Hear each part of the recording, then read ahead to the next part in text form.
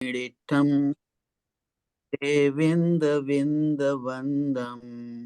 वन्दे तं सौवदा शिरसा।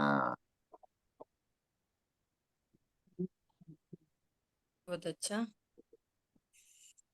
चलिए, सबसे पहले कौन लेके आ रहे हैं समरी को? प्रभा बहन, आप शुरू करेंगी? कौन में? प्रभा। अप्रभा। अप्रभा बहन है यार। गाथा 7। चलिए मैं कर लेती हूँ।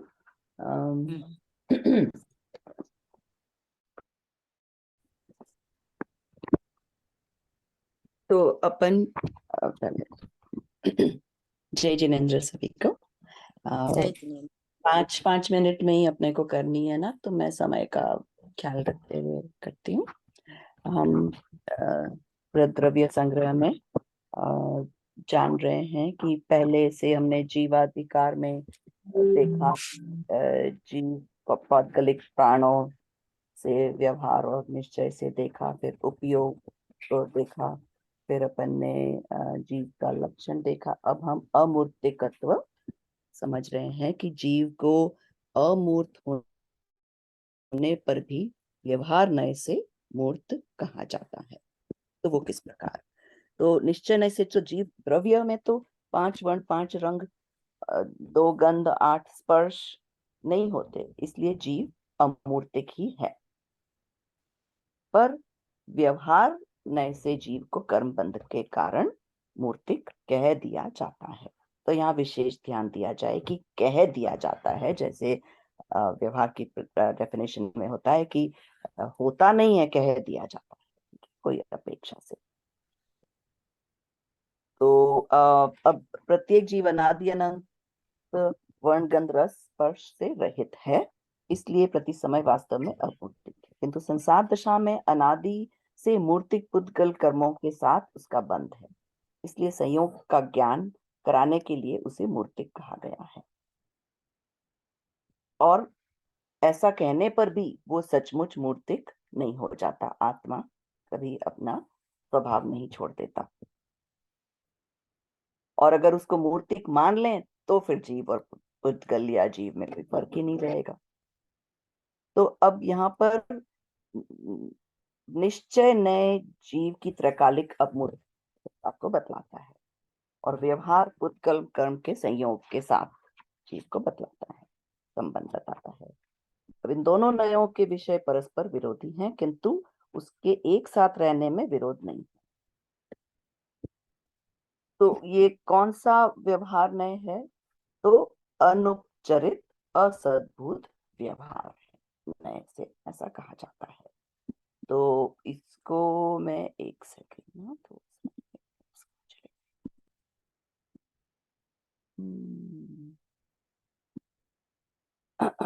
हाँ, तो ये थोड़ा सा मैं इसको समझा रही हूँ कि अनुपचरित असद्भुत व्यवहार में कैसे हुआ।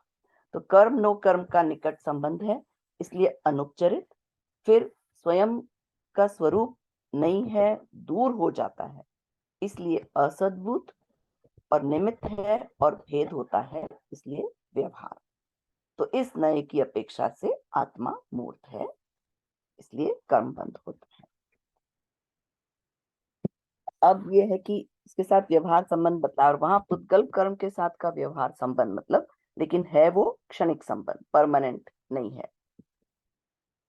तो संसार दशा में प्रत्येक जीव के इन दोनों नयों का विषय एक ही साथ होता है। तो पुद्गल कर्म मुझसे सर्वथा भिन्न है, इसलिए वह मुझे हानि लाभ नहीं कर सकता। ऐसा निर्णय करके अपने अमूर्तिक त्रैकालिक ध्रुव स्वभाव का आश्रय करने से धर्म प्रकट होता है, टिकता है, वृद्धि को प्राप्त होता है और पूर्ण होता है, तथा पूर्ण होने पर पुद्गल कर्म के साथ का आत्यंतिका वियोग होकर जीव सिद्ध पद को प्राप्त करता है। तो अब हम क्या करते हैं?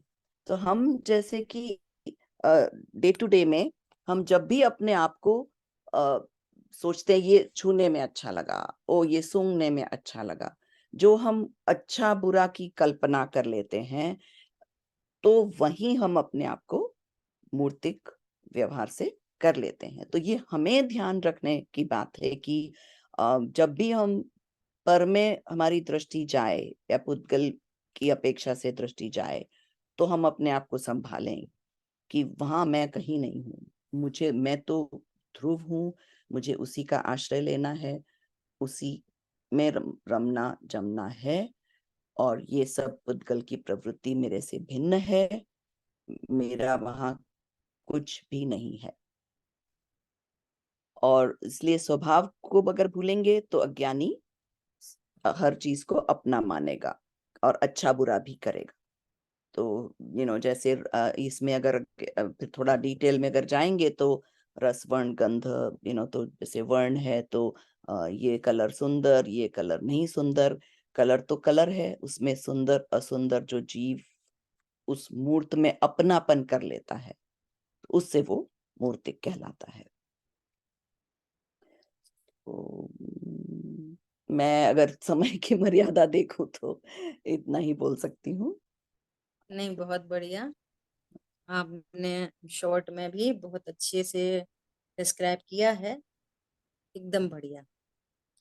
मुझे आपसे एक प्रश्न है, यहाँ पे अगर अपन 97 जो मूल मूल गाथा है, यहाँ पर आचार्य देव ने एक बात कही है, निश्चय व्यवहार की पूरी बात करते हुए, हालांकि आपने आंसर तो दिया है ऑलरेडी, पर वो आपके ज्ञान में है कि नहीं, मैं इसलिए इस प्रश्न को यहाँ पे उठा रही हूँ। हाँ, आप आंसर कर चुके हो, है ना। तो वो यहाँ पर ये कह रहे हैं कि इस प्रकार कर्म बंधन प्रति जीव की एकता है और लक्षण से उसकी भिन्नता है, अतः एकांत से जीव को अमूर्तिक बना नहीं है, ये कह रहे हैं। ये क्या मतलब हुआ? हाँ, तो ये एकांत मतलब से जीव को अमूर्तिक बना नहीं है। अपन तो ये कह रहे हैं कि जीव तो अमूर्तिक है और हाँ, व्यवहार ने उसको मूर्तिक कहा जाता है। अब यहाँ पर आचार्य भगवान खुद ही से बात कह रहे हैं कि एकांत से जीव को अमूर्तिक बना नहीं है। इसका क्या मतलब? तो उसका मतलब ये है और कि और एक मिनट हाँ, और बाकी सब लोग भी इस पर विचार करें, अपनी सोच बनाए रखें। प्रभा बहन तो आंसर कर रही हैं, आप सब लोग भी सोचिए इस पॉइंट पे, बताइए। एक्चुअली वो जो आपने सेंटेंस पढ़ा वो मेरे सामने तो नहीं है, तो मैं एग्जैक्ट वो वर्ड का नहीं, पर मैं मुझे बोल रही मेरी हूँ जो एकांत से हाँ, बस मैं वो जीव एकांत और अनेकांत की बात पे नहीं थोड़ा है। बता देती हूँ कि एकांत से अमूर्तिक इसलिए नहीं कहा जा सकता कि जीव अनादि से अभी तक हमेशा कर्मों के साथ ही रहा है, तो उस अपेक्षा से एकांतिक अमूर्तिक नहीं कहा जा सकता, क्योंकि जब तक वो सिद्ध और शुद्ध दशा में नहीं हो जाता और पर्याय में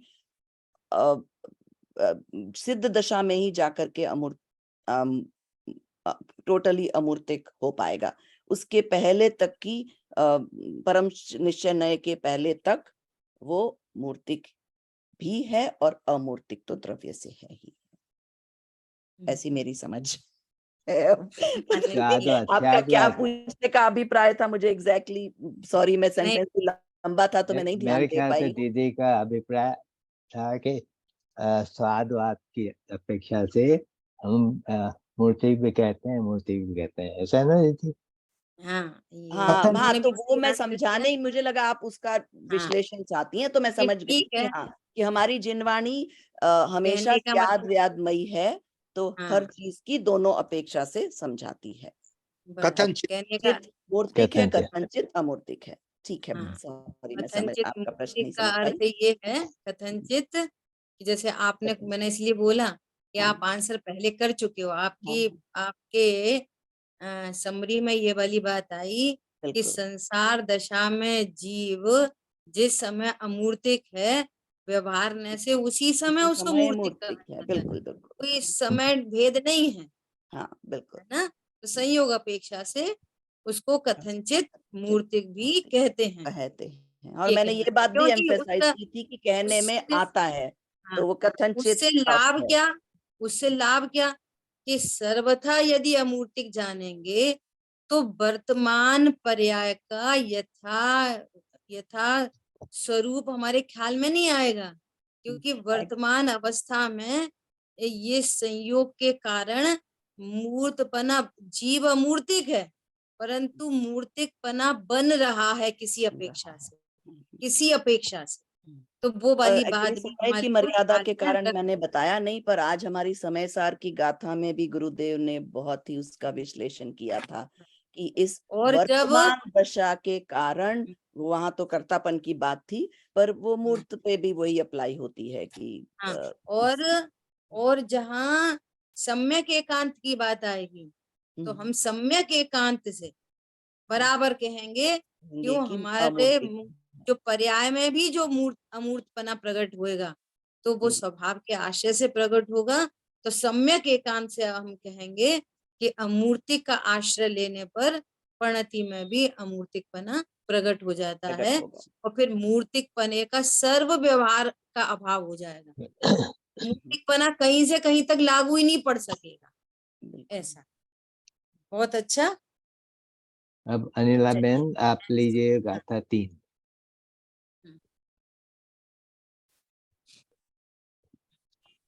अनिला बेन आपका अनम्यूट कीजिए आइए अनिला बहन।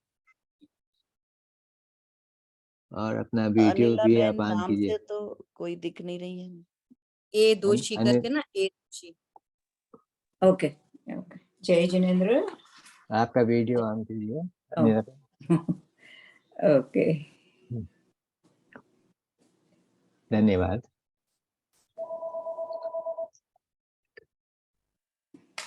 जय जिनेन्द्र। गाथा 3 में आचार्य देव कहना मांगते, जीव के स्वभाव के बारे में कहने मांगते हैं कि जीव का स्वभाव उपयोग है जो 2 प्रकार का है, वो ज्ञान और दर्शन है। और उसकी पर्याय में चक्षु, अचक्षु, अवधि और केवल दर्शन, ये 4 प्रकार है। दर्शन उपयोग है जो त्रिकाल है। चक्षु निमित्त से पदार्थों को रूपी वगैरह जानने के पहले सामान्य विकल्प रहित जानना, जो मात्र सत्ता का अवलोकन, वो है चक्षु दर्शन। इसमें विशेष भेद नहीं होने से सामान्य उपयोग विकल्प रहित है। विशेष भेद से जानने वाला ज्ञानोपयोग है जो विकल्प सहित है। छद्मस दशा में क्रमश होता है और कर्म रहित पूर्णता प्राप्त करे उस दशा में केवल ज्ञान दर्शन युगपत होता है। समस्त द्रव्यों की 3 काल तथा 3 लोक में केवल दर्शन, केवल ज्ञान की सामर्थ्य सभी द्रव्यों में है, पर वो व्यक्त नहीं है।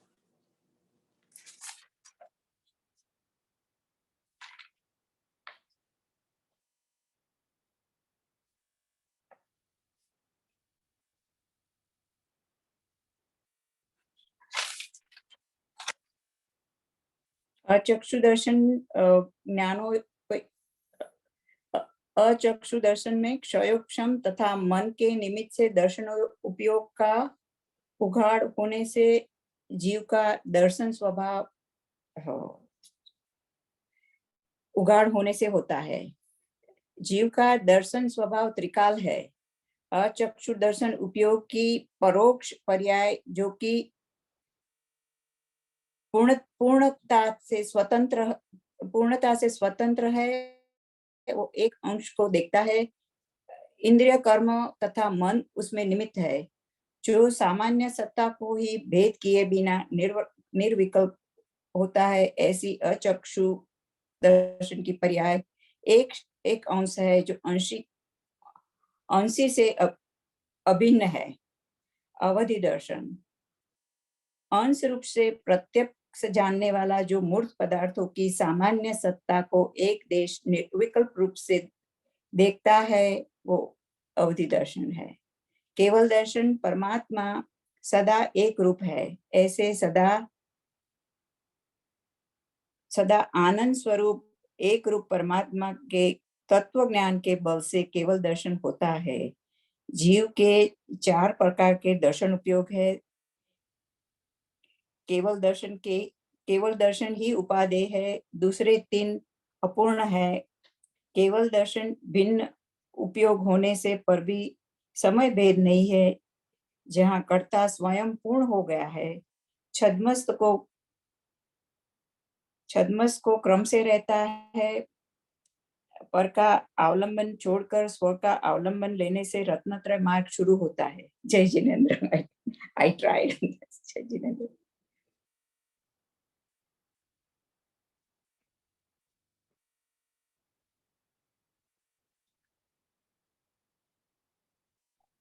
दीदी आपका अनम्यूट कीजिए।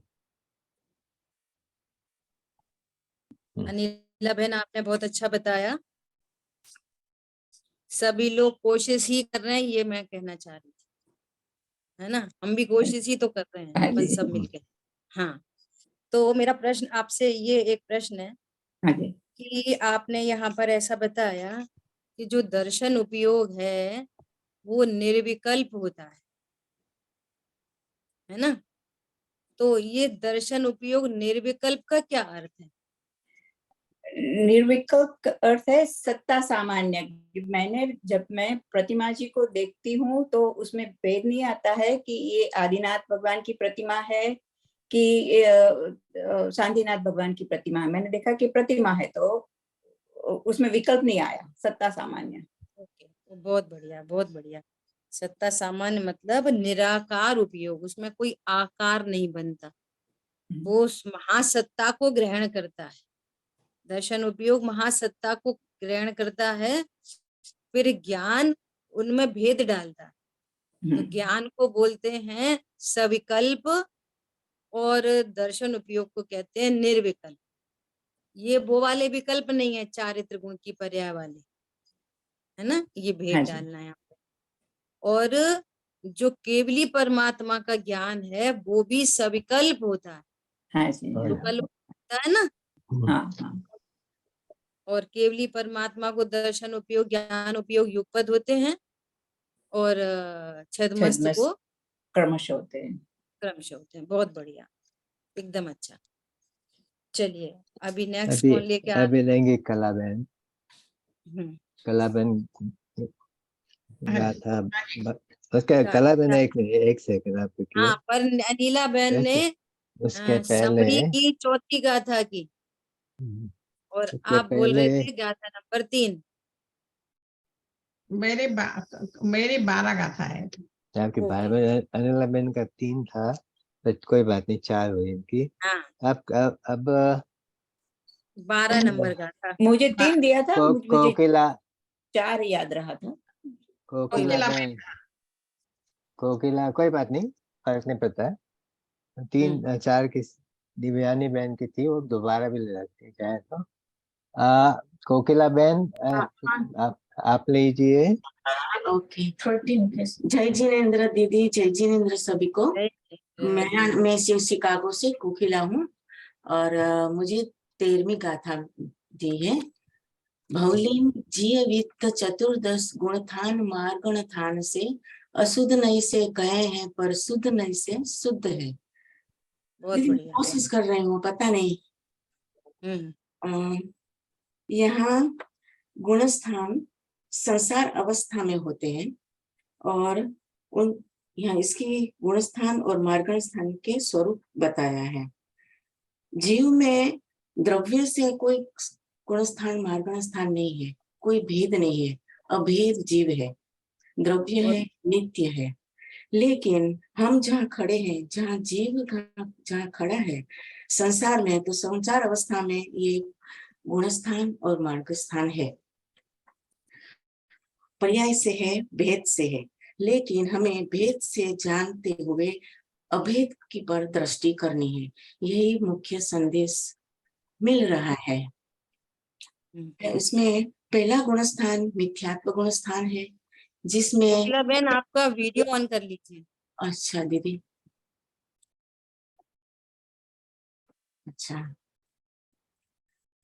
पहला गुणस्थान है जो मिथ्यात्व दृष्टि जीव का है, जो सर्वज्ञ की बात नहीं जानता, नहीं मानता, नहीं श्रद्धा में है, और वह अपनी मानी अपने आप अपने को सत्ता के अनुसार जीवन जी रहा है, उसको मिथ्या दृष्टि जीव कहे जाते हैं। सासादन गुणस्थान में जीव की अवस्था ऐसी है जो सम्यक्त्व पाकर, उपसम सम्यक्त्व पाकर गिर रहा है, गिर गया नहीं है, गिर रहा है, उसी अवस्था को सासाधन अवस्था कहते हैं। बराबर है दीदी? ओके। अभी तीसरा गुणस्थान है जो मिश्र गुणस्थान है, जो जिसमें जीव सम्यक्त्व भी है और थोड़ी गलत मान्यता भी है। जैसे स्त्री को मुक्ति मिलती है, मुनि वस्त्र सहित है, केवली आहार लेते हैं, ऐसी बात कही जाती है। जो दोनों मानते हैं उसको मिश्र गुणस्थान कहा है। चौथा गुणस्थान अविरत सम्यक दृष्टि है, जिसमें जीव सम्यक दृष्टि हो गया है, लेकिन उसमें ये दर्शन मोहनीय से है, जिसमें उसमें दर्शन का शुद्धि हुआ है लेकिन चारित्र में अभी आया नहीं है, वृत्ति नहीं है, इसलिए उसको अविरत सम्यक दर्शन कहा गया है। पांचवें में देश विरत सम्यक है, जहां अब चारित्र शुरू होते हैं, वहां आत्मा चारित्र की ओर प्रस्थान करता है, आत्मा की शुद्धि बढ़ रही है। और उसमें एक देश शुद्धि होती है जिसमें व्रत आते हैं, नियम आते हैं, श्रावक को 11 परिमा धारण होती है वगैरह। फिर प्रमथ संयत, वो छठा गुणस्थान है, और छठा गुणस्थान ऐसा है कि पांचवें में से सातवें में जाता है जीव। जो सातवां गुणस्थान है अप्रमथ है, और उसमें से गिरता है तब प्रमथ होता है, तो उसमें झूल रहा है प्रमथ और अप्रमथ। और जब उसमें उसकी कोशिश पुरुषार्थ आत्मा का हो रहा है कि वो निश्चय से अपने में रहे, लेकिन वो इतना अल्प काल है इसलिए झूल रहा है। जब उसकी आत्मा की दशा स्ट्रॉन्ग होती जाती है, वैसे वो आठवें में प्रवेश करता है। जब आठवें में प्रवेश होता है तो वहां शपक श्रेणी शुरू होती है। वो 8वें से 12वें तक की शपक श्रेणी जो अल्प काल है, जहां से आत्मा का पुरुषार्थ बहुत उग्र बढ़ जाता है, वहां उग्र पुरुषार्थ होता है। अभी उसमें 9वां गुणस्थान आता है अनिवृत्तिकरण, जिसमें भोग का क्षय होने जा रहा है, होता है, और एकाग्र बढ़ता जाता है, और उसमें उपशम भी होता है और क्षय भी होता है, और अपने समर्थ के अनुसार। उसके बाद वो सूक्ष्म सांप्रायिक गुणस्थान में आता है 10वें में, जहाँ और शुद्धि आत्मा की बढ़ती जाती है, और जो लोभ कसाय, सूक्ष्म लोभ कसाय, उसका नाश होता जाता है। उसके बाद आता है 11वां, जिसमें उपशांत मोह है। मोह जो हो वो उपशांत होता है, उसमें से क्षय नहीं हुआ है, इसलिए गिरने की, अगर 11 में आए तो गिर जाता है और दूसरे में जाता है।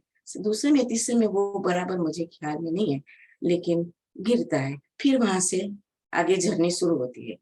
लेकिन जो 11वें में नहीं जाता है वो 12वें में जाता है, जिसको क्षीण मोह गुणस्थान कहता है। वहां सब मोह क्षीण हो जाता है।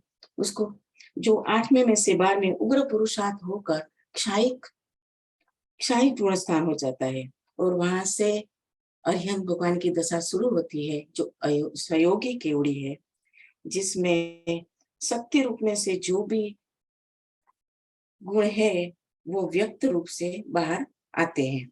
और यहाँ सहयोगी है, यहाँ योग है, बाकी सब निकल गया है। और जो जब इसमें से भी उग्र पुरुषार्थ से 14वें में आते हैं तो वहां संपूर्ण मुक्त दशा होती है और योग रहित हो जाती है, और 8 कर्मों है जो उससे रहित होकर अव्याभात सुख, आत्मा की सुख, संपूर्ण सुख परिणति में वो रहता है। उसको सिद्ध दशा कही जाती है।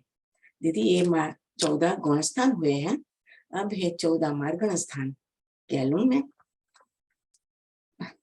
ओके बिल्कुल बिल्कुल कहिए। बहुत अच्छा। ओके, अभी 14 मार्गण स्थान है। जो जीव गुणस्थान में प्रवेश नहीं करते हैं तो उसकी दशा क्या होती है संसार में, तो वो मार्गण स्थान है। तो पहला मार्गण स्थान है जो गति मार्गणा है, जिसमें गतियां मिलती है, नरक, मनुष्य देव। उसके बाद है इंद्रिय मार्गणा, जिसमें 1 इंद्रिय से 5 इंद्रिय होती है। उसके बाद है अशरीरी प्रतिपक्ष, जो काय मार्गणा है पृथ्वी जल तेज वायु वनस्पति त्रस्काय।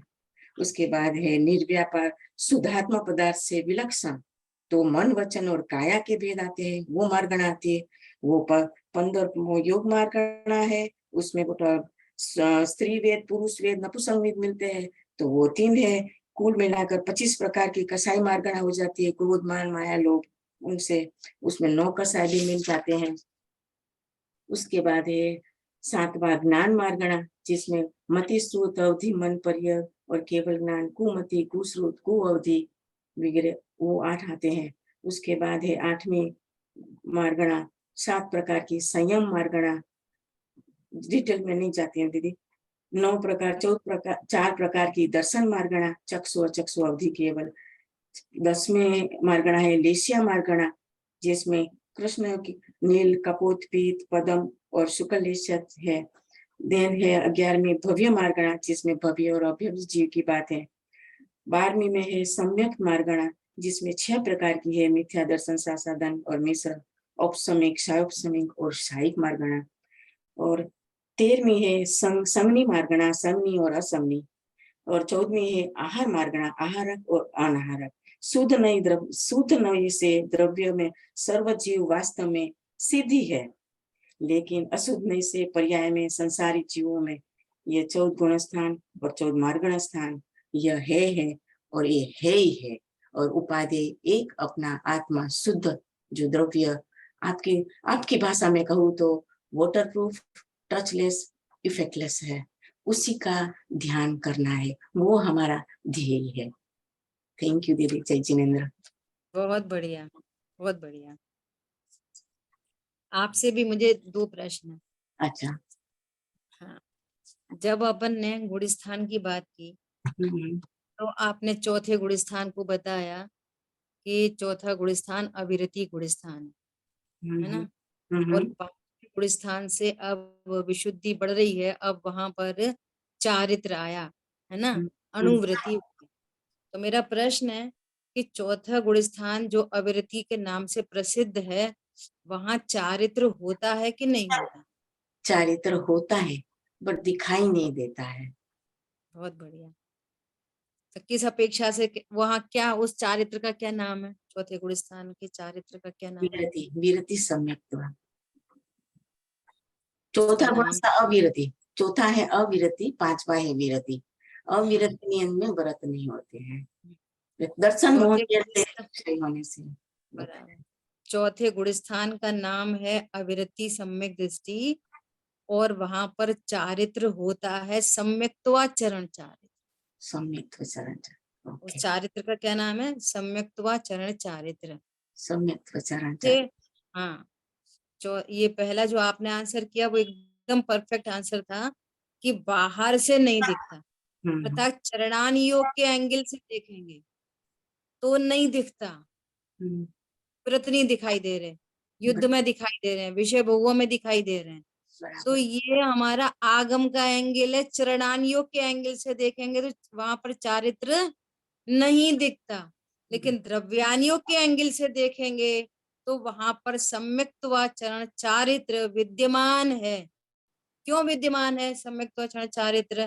कि यदि सम्यक दर्शन हुआ है, चौथे गुण स्थान में सम्यक दर्शन माना जाएगा, सम्यक ज्ञान माना जाएगा, तो अंश रूप से सम्यक चारित्र भी माना ही जाएगा, माना ही जाएगा। क्योंकि अपन कह रहे हैं कि चौथे गुण स्थान में मोक्ष मार्ग प्रकट हुआ है, तो मार्ग तीनों पर्याय की एकता का नाम है, क्योंकि एक पर्याय 2 पर्याय का नाम मोक्ष मार्ग नहीं है। ये बहुत ध्यान रखने वाली बात है। बहुत अच्छा। Thank you. और दूसरी बात और ये कहनी थी मुझे कि जो मार्गणा स्थान की बात है ना, इस मार्गणा स्थान में आपने ऐसा कहा कि जो जीव अपने स्वरूप को नहीं जानता तो संसार दशा में ये मार्गणाएं होती हैं। मार्गणा क्या है? चाहे जीव संसार दशा में हो, चाहे संसार से परे हो, सिद्ध भगवान, मार्गणा मतलब जीव कहाँ पाया जाता है। अच्छा। यदि हम संसार अवस्था वाले जीवों को मार्गणा में लेंगे तो सिद्ध भगवान जीवों में शामिल नहीं होंगे। बराबर। तो मार्गणाओं में हमें सिद्ध भगवान को भी शामिल करना है। जैसे मान लीजिए 4 गति की बात हुई, तो सिद्ध भगवान कौन है? या तो कहेंगे पंचम गति, गति, या फिर कहेंगे गति से रहित सिद्ध भगवान। बराबर। तो सारी मार्गणाओं में वो सिद्ध भगवान को भी इंक्लूड किया जाएगा। जैसे भव्य अभव्य की बात हुई, तो अब सिद्ध भगवान में न तो भव्यत्व लागू पड़ेगा न अभव्यत्व लागू पड़ेगा, वे भव्य अभव्य से अतीत सिद्ध भगवान। बराबर। हर मार्गड़ा में सिद्ध भगवान को भी इंक्लूड करना है। अच्छा। जैसे सम्यक्तु के भेद हो गए, सम्यक्तु के भेद है ना। हाँ। तो सम्यक्तु के भेद में मिथ्यात्व गुण स्थान भी लिया जाएगा सम्यक्तु के भेद में, है ना। तो औपशमिक सम्यक दर्शन भी लिया जाएगा, छायापशमिक भी लिया जाएगा, छायक सम्यक तो भी लिया जाएगा, है ना। तो ऐसे छायक सम्यक तो के धारी सिद्ध भगवान, तो वो छायक सम्यक तो में सिद्ध भगवान भी इंक्लूड हो जाएंगे, ऐसा है ना। ये बहुत इंपॉर्टेंट बात है। मैं एक एग्जांपल और देती हूँ। जैसे संसार दशा में प्रत्येक जीव किसी न किसी वेद में मिलेगा, या स्त्री वेदी होगा या पुरुष वेदी होगा, नहीं तो नपुंसक वेदी होगा। और सिद्ध भगवान अपगत वेदी, सर्व वेदों से रहित अपगत वेदी, है ना। तो मार्गड़ा मतलब जीवों की खोज, तो जीवों की खोज में सिद्ध भगवान भी खोजे जाएंगे। हाँ हाँ, बराबर। सिद्ध भगवान संसार में नहीं है। बराबर। ठीक है, बहुत अच्छा आपने थैंक यू बताया।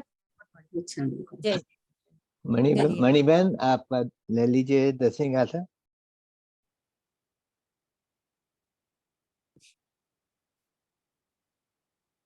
मणिबेन है, आप अनम्यूट कीजिए।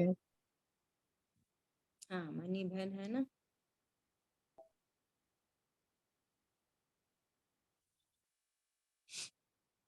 नहीं ले पा रही मणिबेन, कोई बात नहीं। कला बहन आप ले लीजिए। हाँ जी। 12वीं गाथा। हाँ जी। आप वीडियो ऑन कीजिए ये अपना। कला बहन। हाँ जी। तो मुझे 12वीं गाथा करनी है। तो 11, 12, 13 में संसारी जीव और सभी जीवों का स्वरूप बताया है।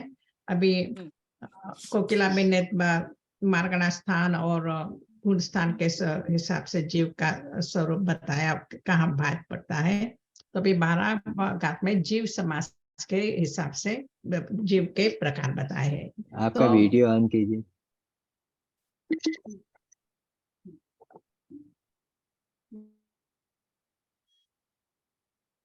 ओके। तो उसमें अभी हम लोग को 11वीं गाथा में तो बताया था जीव के तरस और स्थावर जीव है। स्थावर में 1 इंद्रिय जाते और तरस में 2 से 5 जाते। तो यहाँ भी 1 से 5 इंद्रिय देखेंगे तो उसमें विभाग तब 1 इंद्रिय में 2 प्रकार का है। तो कौन से 2 प्रकार है? सूक्ष्म और बादर। तो ये सूक्ष्म वो हमें आंख से दिखा दे उसकी बात नहीं है, यहाँ अवगाहना की बात नहीं है। यहाँ क्या है, सूक्ष्म माने किसी को बाधक नहीं है और किसी को बाधा नहीं देते। जब बादर क्या है, वो स्वयं से बाधक है और दूसरे को भी बाधा पहुंचाते हैं। वो 1 इंद्रिय में वो डिफरेंस बताया। फिर 2, 3, 4 में विभाग नहीं है, प्रकार नहीं बताया। पर पंचेंद्रिय में 2 भाग पड़े, संज्ञी असंज्ञी। तो संज्ञी पंचेंद्रिय में कहे तो भी 1 इंद्रिय से 5 में मन नहीं है अब 1 इंद्रिय में, तो वो उसकी बात नहीं थे। पर 2, 3, 4 वो सभी देंगे तो सभी जब ऐसे संज्ञी असंज्ञी देखेंगे तो पंचेंद्रिय में जो असंज्ञी जो मन है उसको संज्ञी कहेंगे और जो मन रहित है उसको असंज्ञी कहेंगे। पर लेकिन ऐसे देखेंगे तो मन रहित तो 1 इंद्रिय से तो 4 के तो वो भी असंज्ञी में ही चले जाएंगे। तो फिर देव नारकी और मनुष्य वो संज्ञेय होते हैं। वो उसमें मनुष्य में भी संपूर्ण समूर्छन जीव होते हैं, वो सूक्ष्म है जो हम दिखाई नहीं देते हैं। तो वो केंद्र के जैसे वो सूक्ष्म की कोटि में नहीं जाएंगे तो भी वो संज्ञेय ही है। तो ये 7 प्रकार के भेद हुए, तो उसमें फिर पर्याप्ति के भेद करेंगे तो 7 वो सभी जीवों को वो पर्याप्त और पर्याप्ति लगती है। तो जो अभी 7 प्रकार के भात के और पर्याप्त मल्टीप्लाई करेंगे तो 2 से तो 14, ये 14 जीव समास हुए। तो पर्याप्ति क्या है? तो पर्याप्त मीन पर्याप्ति जिन्होंने पूर्ण की है। और उसके पहले मैं पर्याप्ति लो, उसके पहले मैं मन की बात ले लेती हूँ। तो मन क्या है? तो जो मन क्या कहता है, 8 प्रकार के कमल के आकार वाला जो द्रव्य है वो पुद्गल मनोवर्गना से बना हुआ है। तो उस द्रव्य के निमित्त से हम लोग में जो विचार विकल्प होता है, वो जो भाव मन बोलते हैं, वो हमारे ज्ञान की पर्याय में बोलते हैं। और वो ज्ञान की पर्याय वो कौन सी पर्याय? वो जो डेवलप हो गई है, वो हो गई है उस ज्ञान की पर्याय को, उसके कारण से उसके निमित्त से जीव विचार कर सकता है, तत्व ज्ञान का निर्णय कर सकता है, शास्त्र समझ सकता है, वचन से जो उपदेश देते हैं गुरुदेव गुरु, तो वो समझ सकता है उपदेश को, तो वो उसमें मन में आ जाएगा। तो फिर अनेक प्रकार के हम तो ये अभी विचार करेंगे। तो संगनी असंगनी भेद क्यों पड़े हैं? तो संगनी जो प्रकार जो संगनी होते हैं, तो उसका उस संगनी के मन के कारण हम विकल्प कर सकते हैं। तो वो हम निज शुद्धात्मा का विकल्प करेंगे तो तत्व ज्ञान कर सकेंगे, तो हम आगे बढ़ सके। तो फिर अभी एकेंद्रिय और द्वेंद्रिय वो दशा क्यों हुई? तो कि जब निज शुद्धात्मा का मैंने भान नहीं किया, उसका लक्ष्य नहीं किया, उसका अनादर किया, तो फिर उसकी परिस्थिति में हम 1 से 4 असंगनी उसी में भी चले जाते हैं। मीन्स जिसका अनादर किया तो मन का तो वो वस्तु हमको नहीं मिलेगी, तो वहां चले जाते हैं। फिर अभी पर्याप्ति। पर्याप्त माने क्या? जो जीव ने पर्याप्त पूर्ण की है उसको पर्याप्त कहेंगे, और जो जीव ने पर्याप्ति पूर्ण नहीं की है उसको अपर्याप्त कहते हैं। तो अपर्याप्त नहीं की है मैंने, तो क्या होता है? जो श्वास 6 टाइप की अपर्याप्ति है: आहार, शरीर, इंद्रिय, श्वासोश्वास, मन एंड भाषा। तो श्वासोश्वास जब पूर्ण नहीं होता है, श्वासोश्वास की पर्याप्ति, तो तभी वो उसको अपर्याप्ति कहते हैं। बस अपर्याप्त में भी मरण होता है, ऐसा नहीं है कि पर्याप्ति पूर्ण नहीं हुई तो मरण नहीं हुआ, क्योंकि वो मरण वो तो आयु के हिसाब से, पर्याप्ति के हिसाब से नहीं है। सो 6 संगनी पंचेंद्रिय होते हैं, उनको 6 पर्याप्ति होती है। तो और पर्याप्ति हम जैसे जब भी जीव से जिस जगह से जिस इंद्रिय से जो जिस जगह से जिस इंद्रिय से जहां भी जन्म लेने वाला होता है, तभी 6 की 6 परिमित 6 और नहीं तो जो जितने इंद्रिय में जाने वाले हैं उस इंद्रिय के हिसाब से एक साथ पर्याप्ति शुरू हो जाती है। पर लेकिन वो सभी पर्याप्ति एक साथ पूर्ण होती है, क्रम नहीं, पूर्ण एक साथ नहीं होती है, पर क्रम से पूर्ण होती है। तो पर्याप्ति देखेंगे तो हमें 1 इंद्र, 2 इंद्र, 3 इंद्र, 4 इंद्र, पंचेंद्र से हम देखेंगे। तो सबको आहार पर्याप्ति 4 पर्याप्ति तो सभी की होती है, जो बाकी की 2 रहती है वो उसमें आगे पीछे रहेंगे। तो तो संगनी जीव होते हैं। पर्याप्ति के बात कर लेंगे।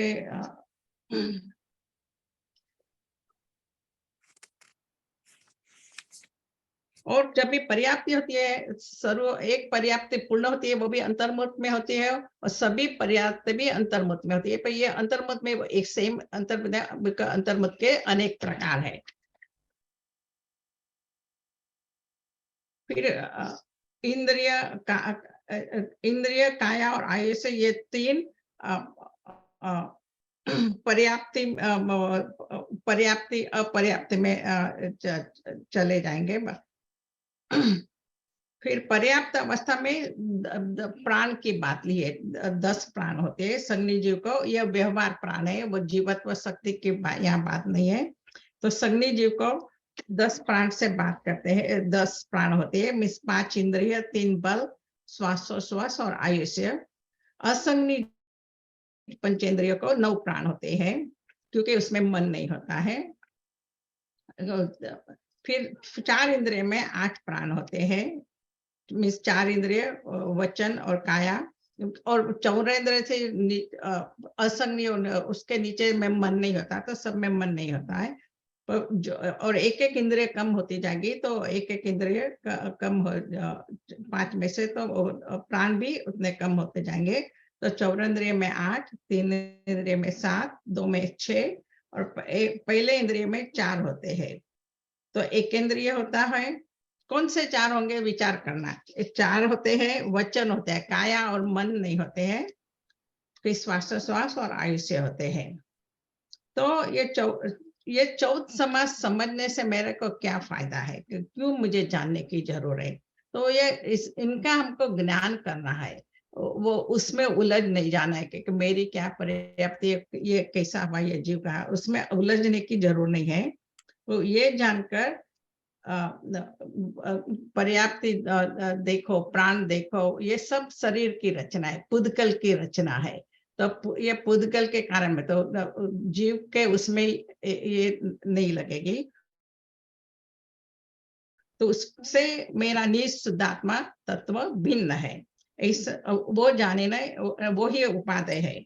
तो संयोग, इंद्रिय, पर्याप्ति, प्राण का ज्ञान करके इनसे मैं भिन्न हूँ। संयोगी तत्व में रहने वाला मैं असंयोगी तत्व, उसको मुझे भूलना नहीं है, वो हरदम मुझे याद रखना है। बस बाकी ये गुरुदेव के प्रवचन में एक सेंटेंस पर, पूर्ण शुद्ध आत्मा वो इष्ट है और आत्मा की अशुद्ध पर्याय अनिष्ट है, ऐसा भान करके पर से भिन्न स्वयं का अशुद्ध आत्म तत्व है, वही निरंतर ग्रहण करने योग्य है। बस मैं इतना ही बताती हूँ। हाँ जी, हाँ जी। बहुत बढ़िया बताया कला बहन आपने। और आपसे भी मेरा एक प्रश्न है कि आपने एक इंद्री को बताया कि एक इंद्री जीव 2 प्रकार के होते हैं, बादर और सूक्ष्म, और दोनों का भी स्वरूप आपने स्पष्ट किया। यहाँ बादर और सूक्ष्म का अर्थ देखने से नहीं है, अवगाहना से नहीं है ना, ये वाली बात आई। प्रश्न है कि उसके ऊपर 2 इंद्री, 3 इंद्री, 4 इंद्री, 5 इंद्री, संगी असंगी, ये क्या होते हैं? ये सब सूक्ष्म, वो बादर है। हाँ, इनमें कोई सूक्ष्म का भेद हमें नहीं बोलने होता। को वो भूल गए। हाँ, कोई बात नहीं। तो ये सब बादर होते हैं, बादर हाँ, ही बादर होते है, हैं, बराबर। हाँ? इसीलिए बोला ना, सम्मूर्छन हम दिखने में नहीं आते, सूक्ष्म है, हाँ, तो सूक्ष्म की कोटि में नहीं जाएंगे, तो भी स्टिल बराबर। बादर ही है, बराबर। जो पंचेंद्री अपन कह रहे हैं मनुष्य, सम्मूर्छन मनुष्य, वे संगी पंचेंद्री होते हैं, बराबर, और संगी पंचेंद्री होते हैं बादर ही होते हैं, बराबर। और परंतु वे अपर्याप्तक है ना। और अपर्याप्तक मतलब, अपर्याप्तक का अर्थ ही ये है, जैसे आपने एक ऐसा डिस्क्राइब किया कि वो जो अपर्याप्तक होते हैं वो श्वास के 18वें भाग में मरण को प्राप्त होते ही हैं, है हाँ, ना। तो उनकी पर्याप्तियां पूर्ण नहीं होती हैं। बराबर, तो आपने ऐसा कहा कि पर्याप्ति के कारण नहीं मरता, आयु के कारण मर जाता है। तो ये वाइस वर्षा है कि अपर्याप्तक जीव अपनी परस्पर, इतनी आयु ही लेके आता है। या वो परस्पर वो हाँ, निमित्त नैमित्तिक का हाँ, संबंध। इधर उसकी पर्याप्ति पूर्ण नहीं होगी, और पर्याप्ति पूर्ण नहीं होगी तो आयु कर्म भी नहीं होगा, तो ये आपस में को रिलेट करते हैं, इनका आपस में घनिष्ठ संबंध है। लेकिन बराबर, चूंकि जब बात पर्याप्ति अपर्याप्ति की तरफ से चलेगी तो हम अपर्याप्ति को ही मुख्य करके बात करेंगे, बराबर।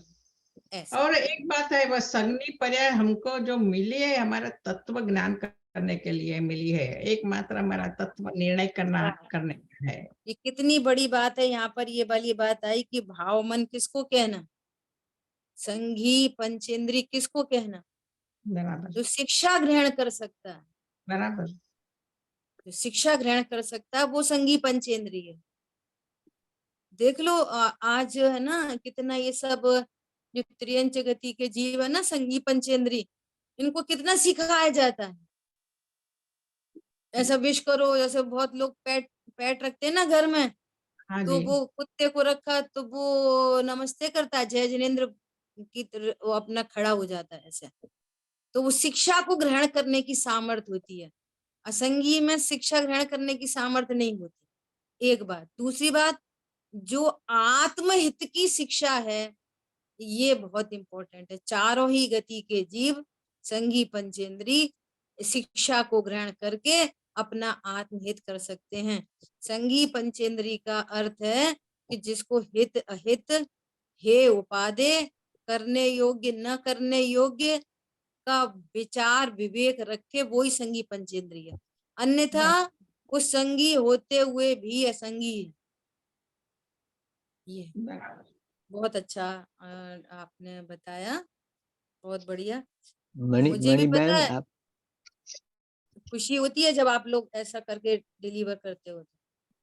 बात सुन रही थी। अभी अभी कुशल भाई समय अपना हो गया है ना, अभी हाँ समय हो और गया। अभी दो रह गए हैं अपने, लोग मणि रह गए बहन हैं। का और प्रतिभा बहन का। जो अगर प्रतिभा बहन नहीं होंगी तो प्रतिभा ही करेंगे, वो दीदी कल ले लेंगे। हाँ, कल ले लेंगे और फिर कल से अपन अपनी वापस स्वाध्याय पे शुरू करेंगे। 16वीं गाथा का जो पार्ट रह गया है वहां से अपन चर्चा को आगे बढ़ाएंगे। अच्छा बहुत ही दीदी, बढ़िया। आप ये देते हैं तो असाइन किया तो सभी लोग एटलीस्ट वो एक हाँ, गाथा का पढ़ेंगे, तो एटलीस्ट वो एक गाथा तो करेंगे। बिल्कुल।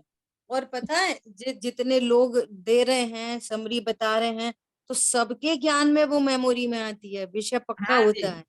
और बराबर क्वेश्चन आंसरिंग भी इसलिए ही हो रही है, किसी को चेक करने का मैटर नहीं है। बात यह है विषय और मजबूती से आए और पक्का हो, बस यही बराबर। पर्पस है ना। बहुत हाँ, बढ़िया, मुझे प्रसन्नता है पूरी पूरी। चलिए, जिन वाणी के ज्ञान से सूझे लोकालोक, सो वाणी मस्तक नमूं सदा देत हूँ धूप। बोलिए द्वाशांगमयी जिनवाणी माता की जय हो। जय हो। जय जय हो। जय जिनेन्द्र। जय जिनेन्द्र।